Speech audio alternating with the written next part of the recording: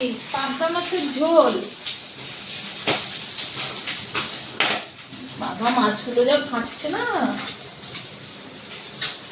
মাছগুলো প্রচন্ড ফাটছে করতে করতে।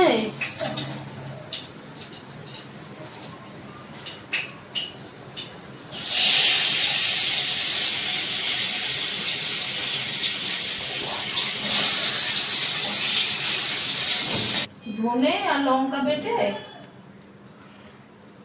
কষিয়ে তারপর ঝোল করবো। ঝাঁসটা যাবে না।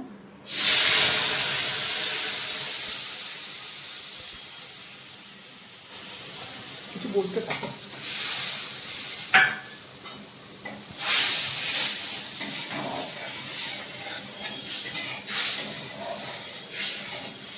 বলো।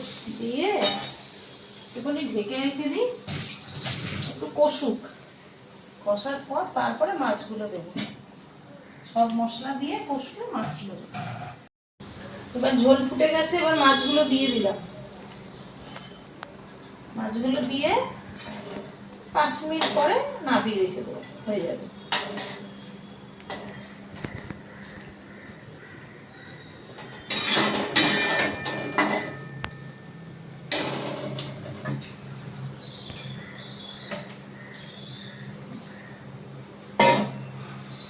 গুলো দিয়ে ঢাকা দিয়ে দেবো। আস্তে আস্তে ফুটুক, ফুটলে মাছের ঝোল রেডি হয়ে যাবে। বেশি কিছু রান্না করতে পারিনি, উচ্চ সেদ্ধ দিয়েছি, পাবদা মাছের ঝোল